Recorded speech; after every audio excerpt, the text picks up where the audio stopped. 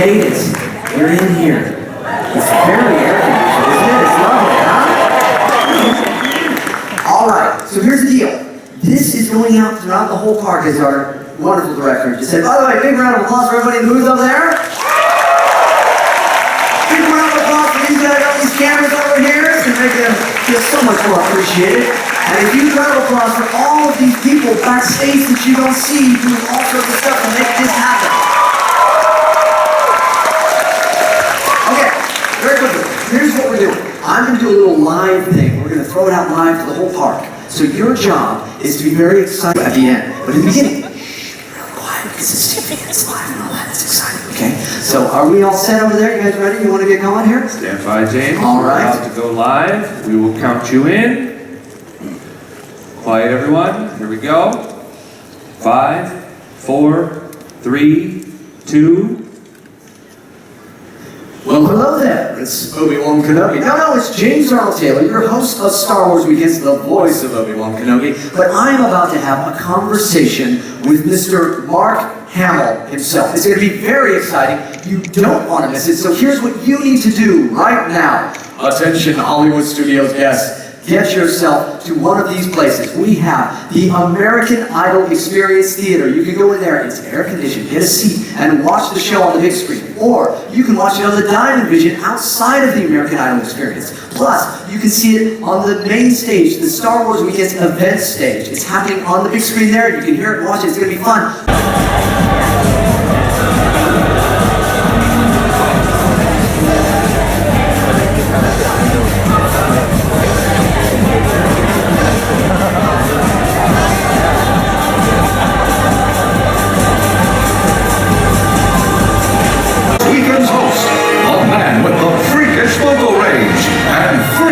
Names. James Arnold Taylor.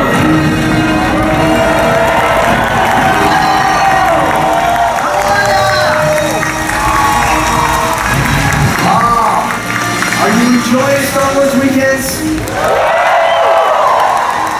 Isn't it the best ever? Isn't it awesome? Totally awesome? Sorry, I broke into character.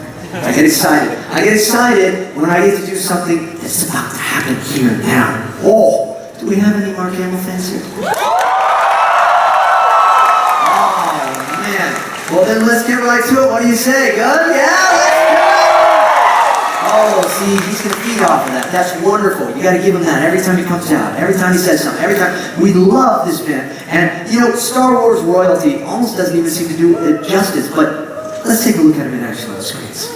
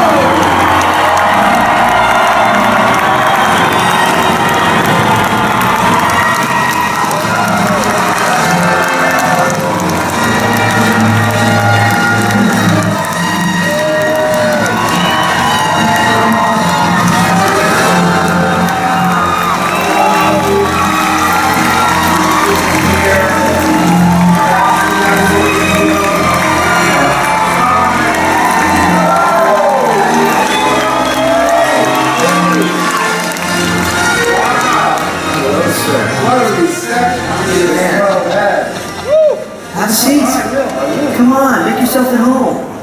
This is pretty great to have you here. I just went on Star Tours. Now, I gotta ask though, did other people kind of go, isn't this... No, but my son reminded me that they asked if I wanted to go ride the prototype, which was out in Burbank at the Imagineering facility. Yeah. And it's completely unmarked. You Yes. know, No, I know. I've been there many times. indication Great that place. it's Disney. And you know, out in this parking lot is this big white box. Yeah. You know, and we all got up and I think we even used a step ladder to get in, but they said, oh, you should have been here last night because the picture and the sound were out of sync and everybody got sick to their stomach.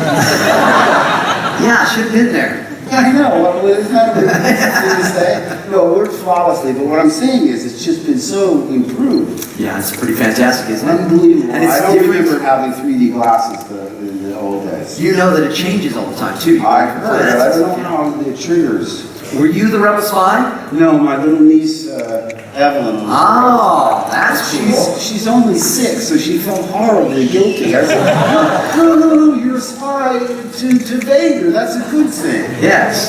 You're a good guy. We have to solve these young women called I wonder how they picked that out. I mean, is it whoever sits in that seat or they I have no idea. They It's say, strong here at let's Disney. get that guy. We never question what Mickey wants to do. We just let it do.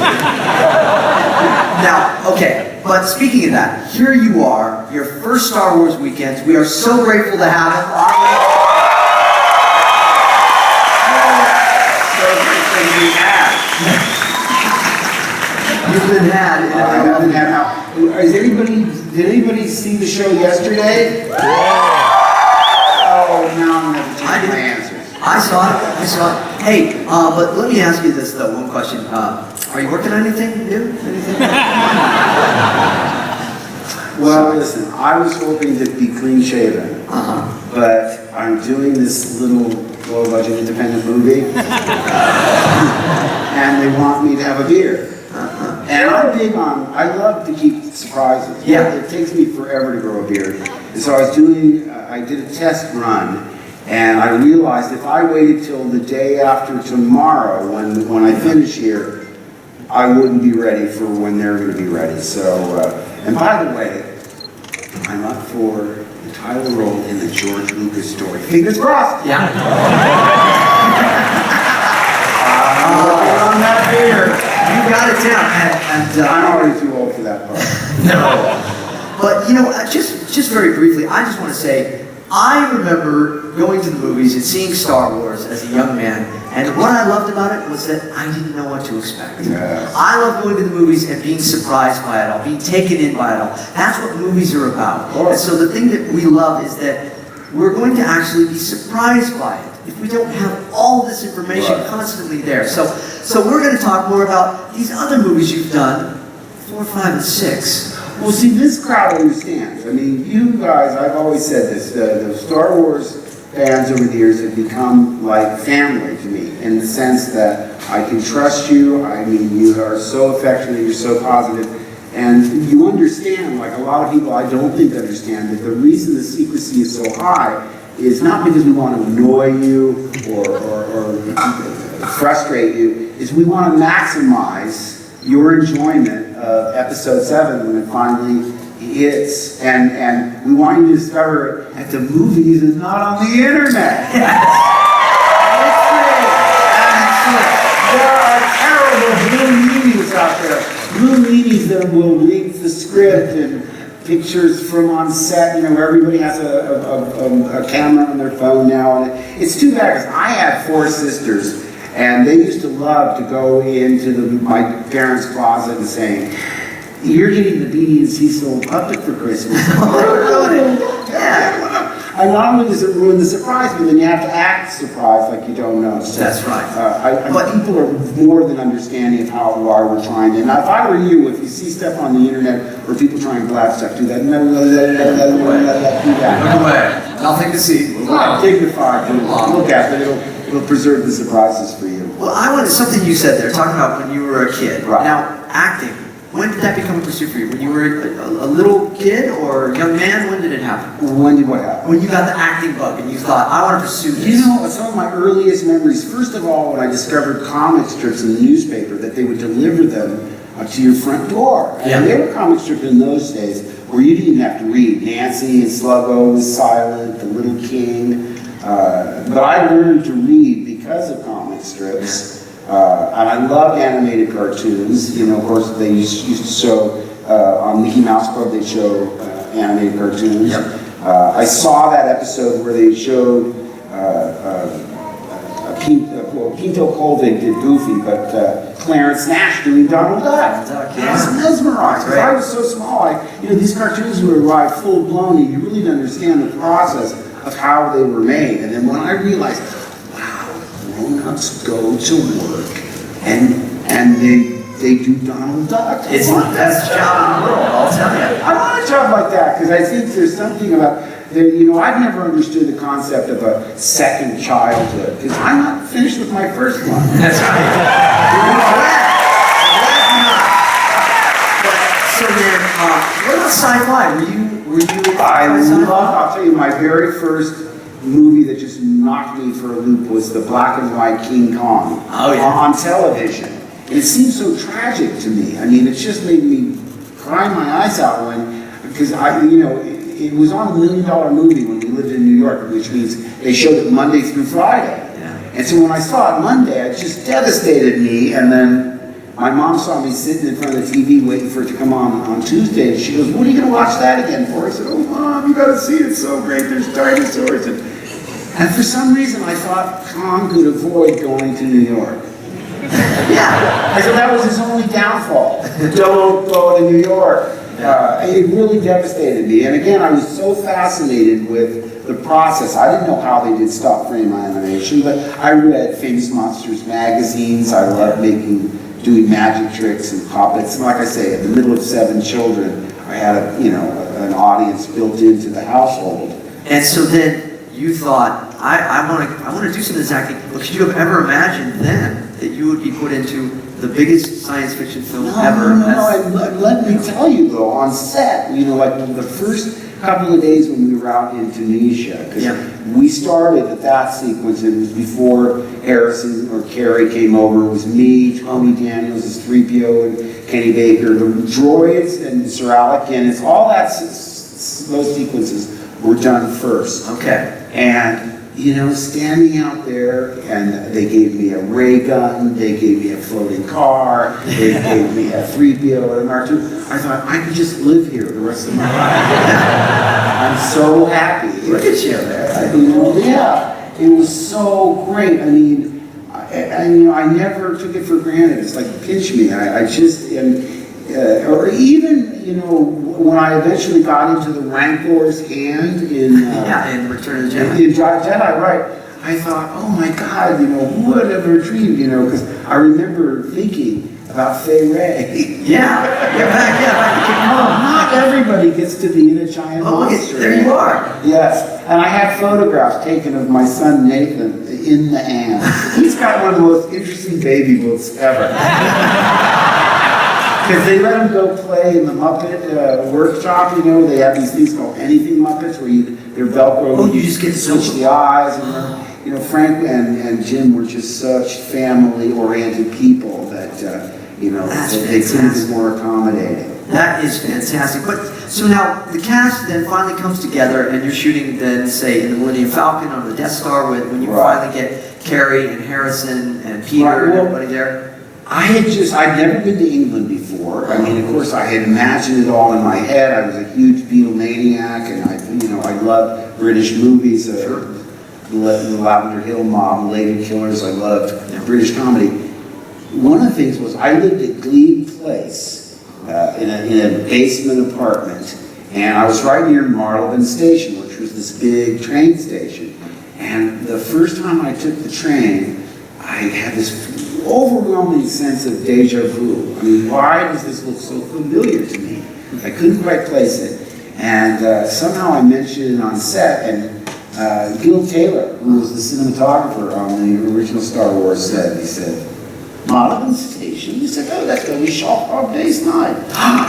"You shot Hard Day's Night?" And he said, "Yes." And of course, I turned into fanboy. I said, "Oh, what were the Beatles? I was like..."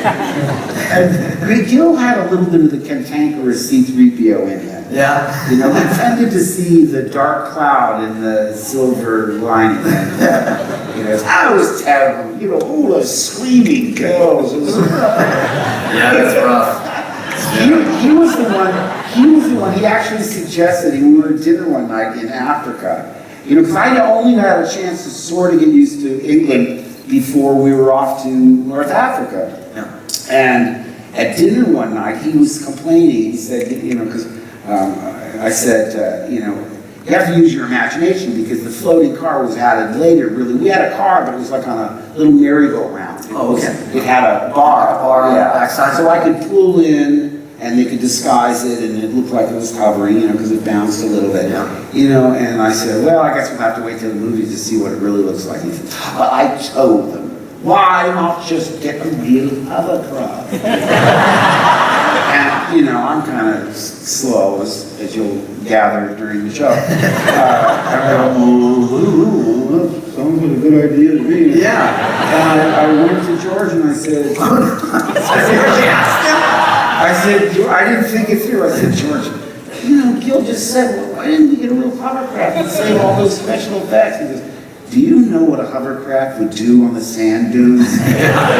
Oh, yeah. It'd be 100-foot cloud of nothing but sand. Yeah. So. But fantastic stuff. And the chemistry that you all had together, it just seems very magical. Whenever we see like pictures and things from the past, you all seem to be having a great time. Like, well, I mean, well, you know what it was too? There was everybody had their role, and no one was. I wasn't a rival to Harrison, right? Because he was a leading man. He's probably 9 or 10 years older than I was, and Carrie was like a kid sister. I mean, I didn't know at the time.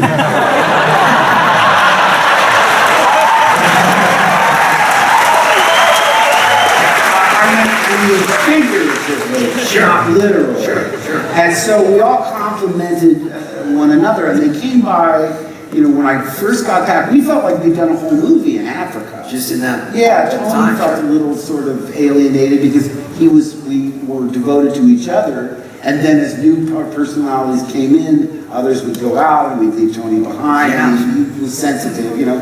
He has elements of C-3PO in him, and shut him up or shut him down. but no, it's, you know, like Harrison had his Chewie, and I had my R2 and 3PO. We were very perceptive of that. Yeah. But as they came over, we were so happy to see each other, you know, because you're the Americans in a foreign culture. And by the way, nobody in England thought we were doing anything that would last. Yeah, were they just thinking, oh, this is just another American sci-fi? They all thought it would be one of those movies that would play at matinees only for children. Because they had Doctor Who, and they had a comic strip called Dan Dare, which is similar, but they're not as used to the kind of variety of fantasy and science fiction. The popcorn movies. We don't really have the popcorn movies as much. No, and they, you know, also too, there were all these phrases that they loved, that just play on your ear. You know, I remember our sound guy was, you know, the boom guy. Because I would say these lines, and they go, and cut it, and I'd look up at him, and he'd be up there, and he'd go. You know, the big, I hope you can see it's the big eye roll. Yeah, we've got you on the big screen. Oh, well, okay. But, you know, he would pick up on these lines, and, you know, you'd hear him as he walked by, he goes, hey, we're all going to Alderaan, mate, all of us. But I want to go to Alderaan, you know, I mean, a little too enthusiastic for his own good, and, you know, we had to reshoot. I bet you this is a trivia question, you guys probably know it, but we shot a scene where we actually say my name. She says, aren't you a little short to be a stormtrooper? And I go, huh? Oh, I take off my helmet, you know, I'm Luke Skywalker, I'm here to rescue you. Yeah. Very matter of fact, like, you know, as per the script, come on. How cool was that, by the way? No, but no, it's not that. It's, I love the fact that, you know, he says it like, what else do you do with the princess? You rescue her, right? Come on. Everybody knows that. But we had shot that scene before they changed my name to Luke Skywalker. Oh. So I saw it on the call sheet again. I said, wait a minute, is this scene, whatever it was, 38? They said, to my dresser. And he said, oh yeah, we've got to do that again. I said, why? He said, I don't know, I think they've changed the name. Yeah. So I thought, well, if they want to change the name, they should just go to an angle over my shoulder and I can dub in whatever. But George wanted that moment where I take off my helmet on a medium close-up. And I said, what did they change my name to? And they said, when I heard Luke Skywalker. Now, mind you, for 10 weeks or however long, I don't know, let's say 4 or 5 weeks, whatever it was, from when I read it to Africa to back to England when we were shooting the main scenes, Yeah. I was another name. Does anybody know what I was? You were Gern Blanstein. You know, somebody said it. I was Luke Starkiller. Luke Starkiller. And that seemed to me kind of tough. Yeah. And I like that. And then when they said, you don't know, they don't like you having the word kill in your name. It's too negative. And so I said, what do they change it to? Luke Skywalker. It sounded like Luke Flyswatter. It just sounded wrong. And it just rankled. I mean, you know what it's like once you get used to a certain thing, and then people, you want to change it, and now it's the other way around. Luke Starkiller sounds weird. different to me. Hey, now Mark, would you mind if we took you inside the Akbar studio right now? Yes, but to quote someone... It's a trap! You gotta watch out. See, he's gonna pop up. So I want to talk about Star Wars, but I also want to talk about Sprint. Any Simpsons fans out there? Okay, there's a sci-fi, whatever that con I went to, in Simpsons. I get out there and I say, yes, I want to talk about Star Wars, but I also want to talk about Sprint. And there's somebody in the audience goes, yeah, talk about Star Wars. And you hear Homer go, shut up, you nerds, you're trying to save you money on long distance.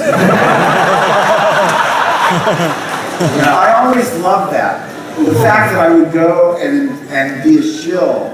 Instead of just talking to you guys about what you want to hear about, somebody slipped me a little cash. And Can you hold this when you tell the story? Star Wars weekends. I'm always selling something. Yeah. Sorry. No, okay, so we want to take you inside the Akbar studio. This is vodka. I'll get drunk and spill my guts about episode 7.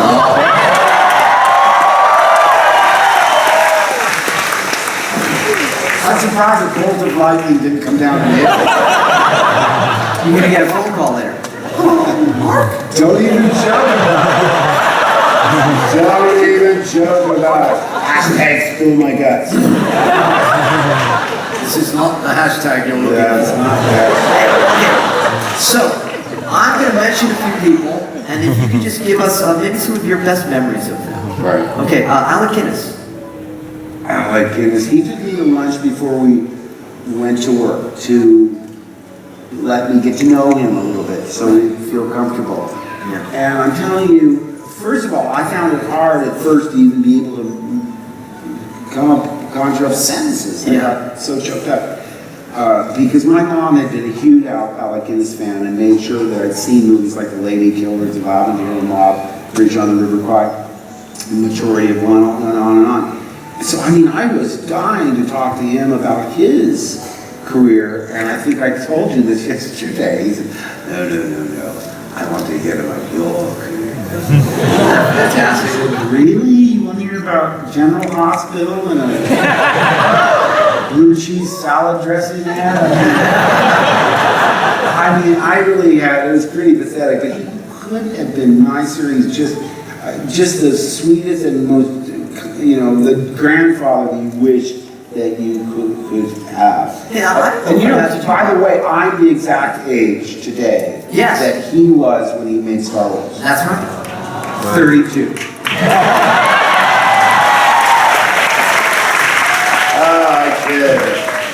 I did.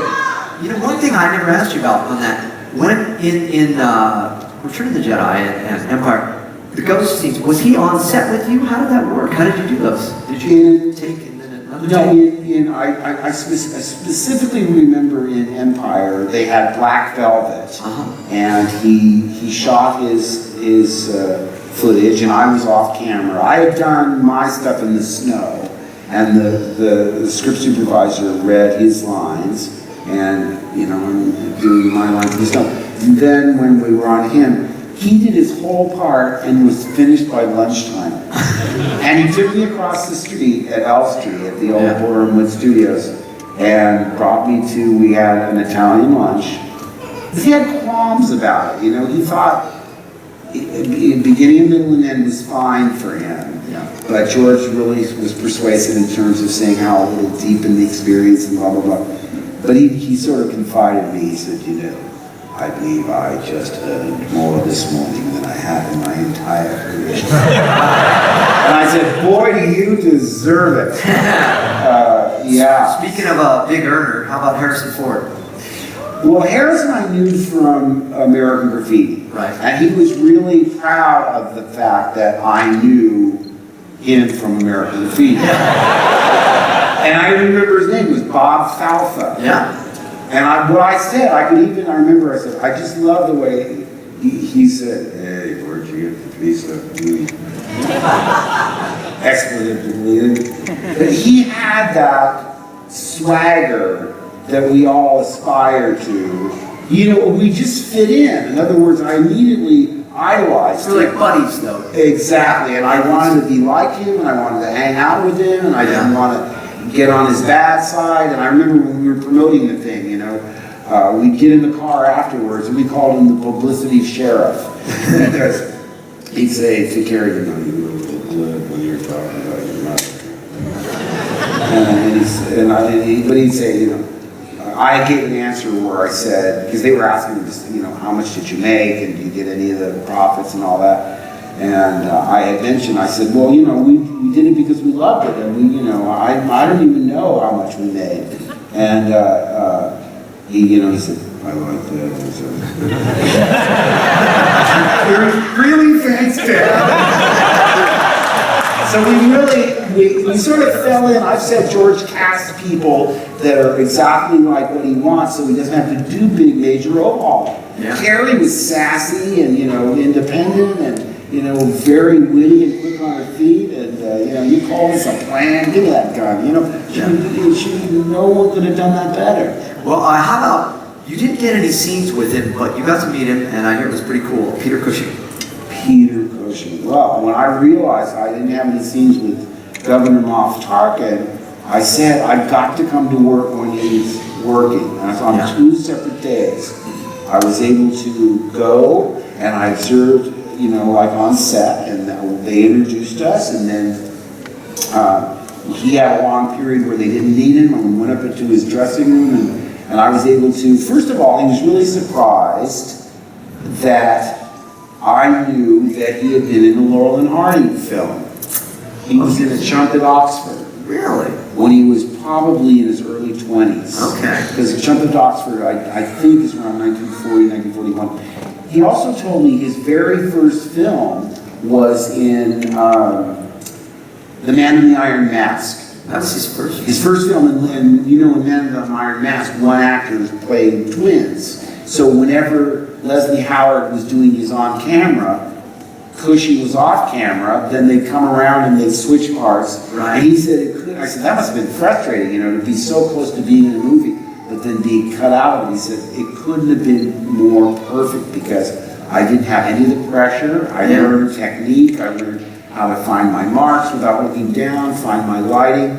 It could have been better. And I said, why didn't you stay? I mean, you really had some momentum going, because besides those 2 films, he did some other work while World War II broke out. And he's a patriot, and he went back to England to you know, join the war effort. God bless him for But I mean, I was a huge, like I told you, I loved all of his Hammer horror films. And this guy, I mean, he could play everything from Sherlock Holmes to an evil Baron Frankenstein. I mean, there's no limits on his ability.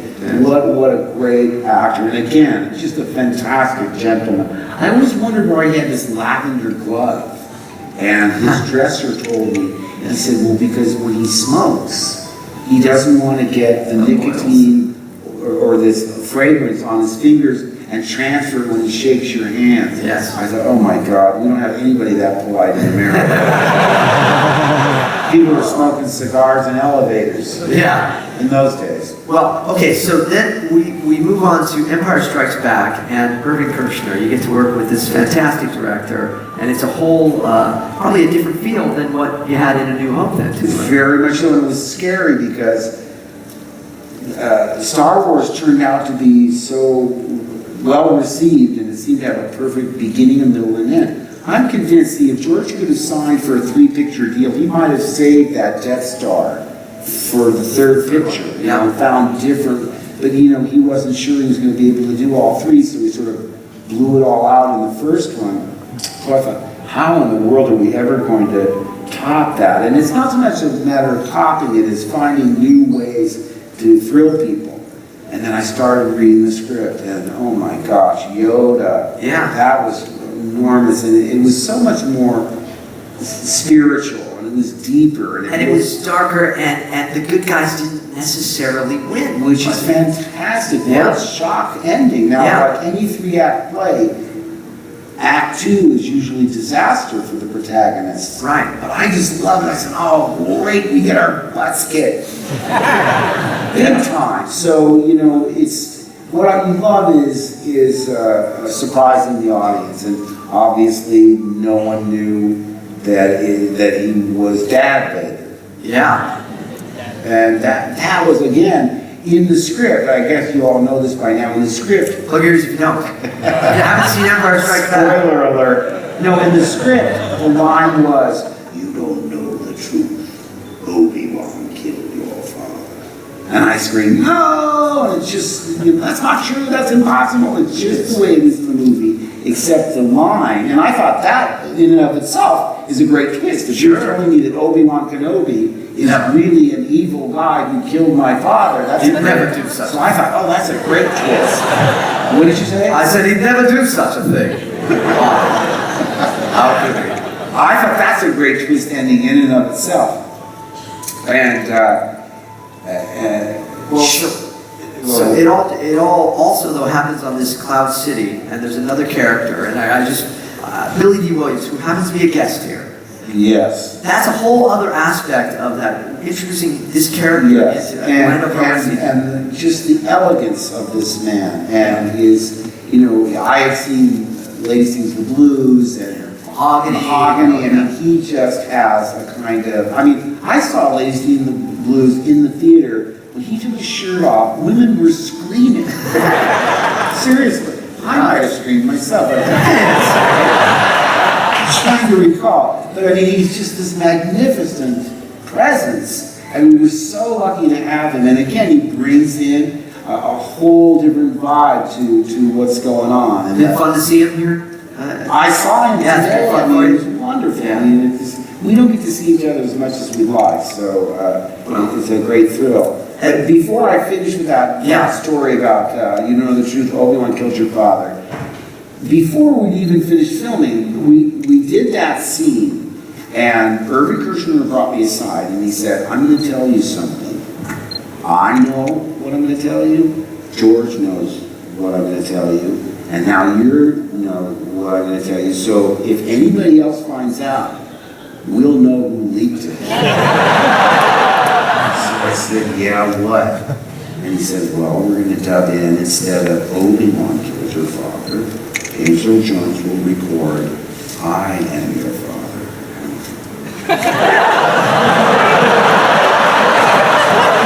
So that was before you taped it, before it was filmed.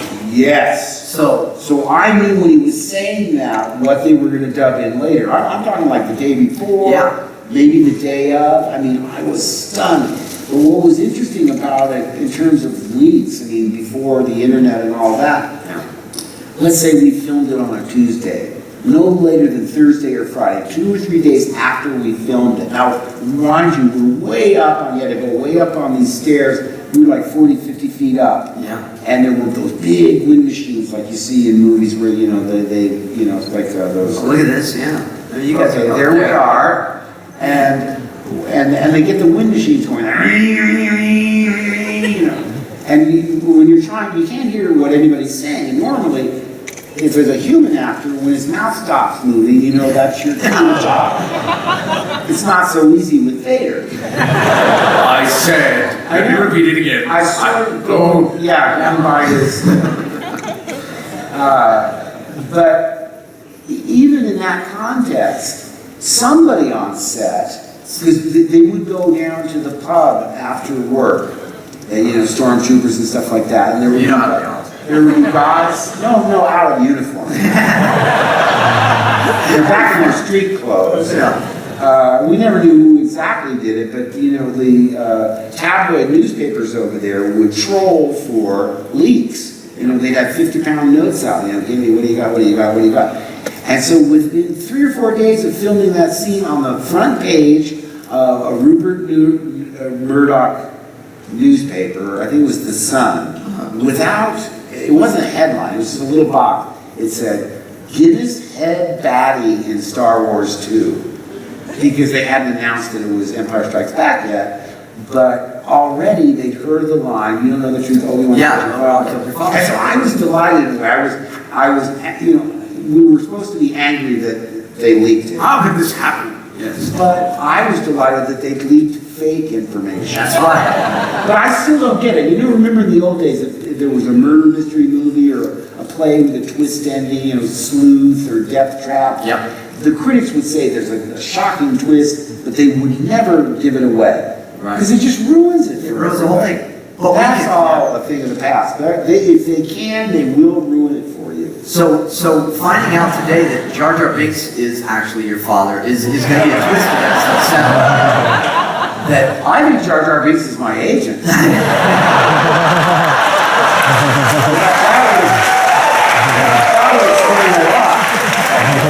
Hey, so speaking of creative puppetry and characters, Yes. This is segue. I'm the segue king. Frank Oz, Yoda. You know, the two of you made us believe in this little green puppet as this living, breathing character that is one of the most beloved characters in movie history. And it's really between the two of you what you put together, and it's just fantastic. We believe him because Luke believes in him, and it's And we fantastic. also give credit to Stuart Freeborn. Okay. Who had created the apes for 2001. Yeah. He created the Chewbacca mask where you could move the chin and there was wires inside to manipulate it. So it was a collaboration between the Jim Henson Creature Shop. Yeah. Stuart did they whipped the foam for the skin. I mean, one great thing about the production was they let you go and observe. You know, I remember early in my career at Universal, I wandered up to Stan Chambers' makeup shop. Oh, wow. He came over and he said, "Can I help you?" And I said, "No, I'm just a big fan. I just wanted to meet you." He said, "Well, you've met me now, please leave." Oh.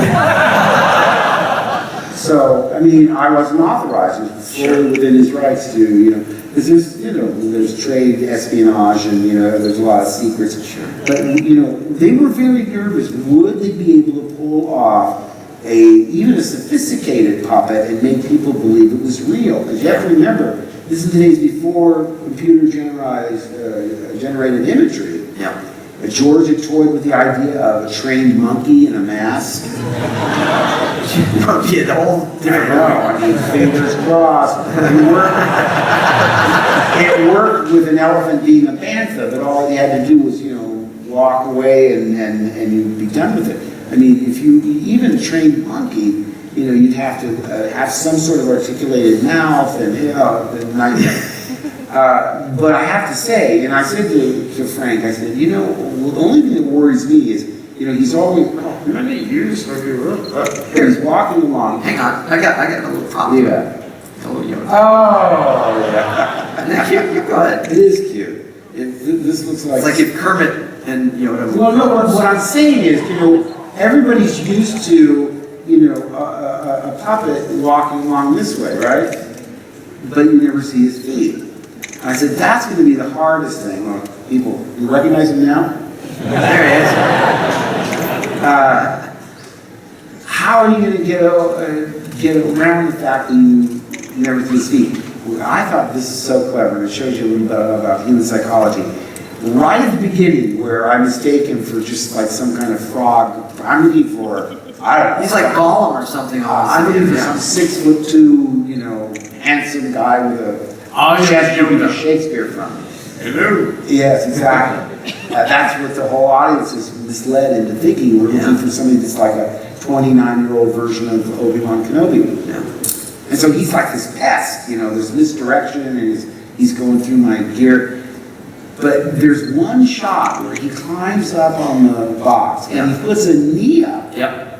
And that, once the audience saw that, so I'm told, and Frank is wiser at these things than I do, is once they see that, they'll forget about that and fill in, I think there's a couple of long shots where Deep Roy is in a Yoda outfit. Oh, yeah. In a long shot. Long shot. So that he's walking. But Man. believe me, they let me try and work Yoda. Because, we'd go down on Saturdays when we weren't filming in the early days. Because you know what happened on Empire? They wrapped everybody else and saved all the Yoda stuff for the end of the picture. Oh, is that right? So Yeah. Harrison went home and Carrie went home.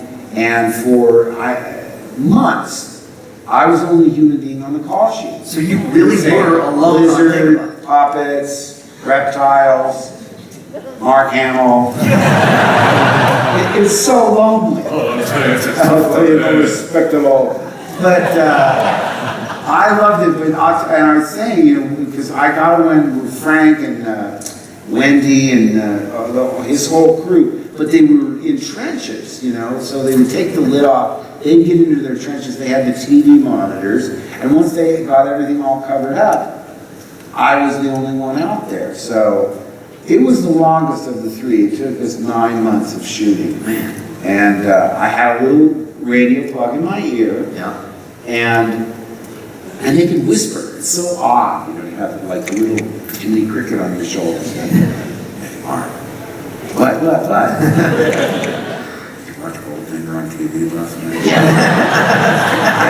watch Goldfinger. That was a good one. But I also, depending on where I walked, I could pick up radio signals. I only once did this because the first time it happened, I laughed. And they said, cut. Kirsch was way across the lagoon, with one of those bullhorns. Yeah.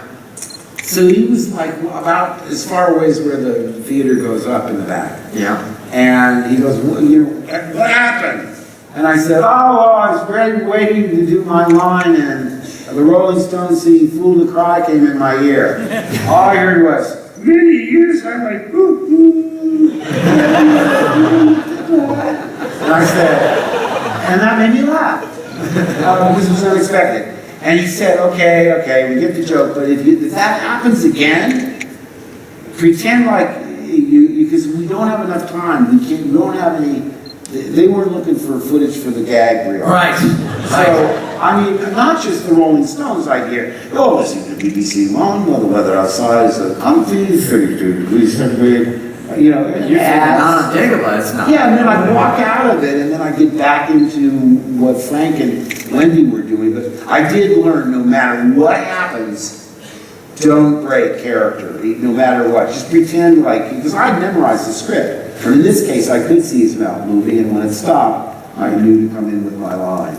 But it was a test, because whenever you couldn't see, if it was over Yoda's shoulder, like this, onto me, or if he was out of the shot completely, the real Yoda, they'd run him up to the lab and fine-tune him. His entourage would take him. And they had a dummy Yoda, a lifeless Yoda, that was the right shape, but just blank eyes and unarticulated, that they put for the eyeline. How's this for his eyeline? That's a little more, okay, right there. Or sometimes just a stick with a piece of tape. That was good. That's what they do with me I sometimes. stick with a piece of tape, and you're looking at the piece of tape on the stick going, but I can't be a Jedi. And I go, see, nobody knows that I talk to a stick. So now, Mark, they don't replace me with this stick. We do have to move on.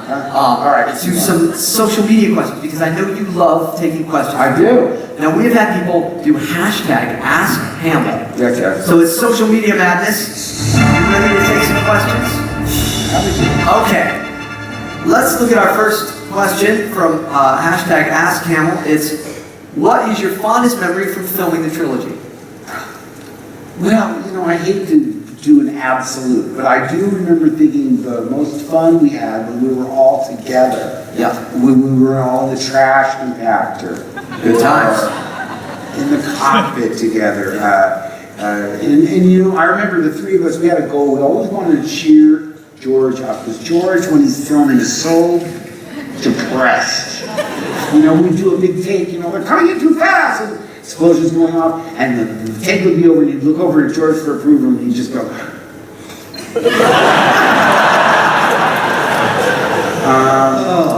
let's do it again, but this time, do it better. I said, Academy-nominated direction. One time, I remember, I don't know, this is a silly anecdote to tell you, but the monster that pulls me under the water in the trash compactor, in the script it said it was a Dianoga, okay? It's never said in the movie, but I love just useless information like that. It's a Dianoga. And underneath our stormtrooper gear, we had scuba gear on. I don't know why, it wasn't that cold, but it's just the way it was. But what happens is every time I went underwater, I had to go upstairs to my dressing room, take off the stormtrooper gear, take off the scuba gear, change my underwear, put on a new scuba outfit, put on new stormtrooper gear, and then have someone do your hair. So it was a real pain. You know, you say, make sure everything's fine before I go underwater. And the only reason I'm telling you this is because it shows you what mood George was in. One time we were just sort of hanging around in the trash compactor, and there's all these floating bits, pieces. polystyrene, we call it styrofoam. And George was, of course, up here, you know, we were down in the, and he's twisting his beard, sort of frowning, and as usual, happy self. And he's you know, Painted a lovely picture of the man. well, you know, you can imagine though, I mean, after all these years of imagining it in his head, He's got to breathe his life. you realize it on film, and it can never match what your imagination is. not at all. And he's got to be worrying about a bazillion different things. Sure. And what happened was he and I just linked eyes. We just noticed each other, and just to cheer him up, I took a little piece of polystyrene off my stormtrooper outfit and said, "Pardon me, George, could this be dying over? Ooh." Which, for the younger people, there's a song called "Pardon me, boys, is this the Chattanooga choo-choo?" And I thought that would make him laugh, and all he did was he walked up to me like this, put his foot on my chest, and pushed me. Under the water, all right, get him up to the dressing room. Curse you, George. I'll never try humor on you again. Okay, one last question. We have time for one last question. That's your I'll talk fast. Okay. Mark, when you filmed the Luke and Leia kissing scene, did you know that they were going to be revealed as brother and sister? No. There it is. It's like the ultimate good news, bad news joke. The good news is there's one really attractive woman in the galaxy. There is.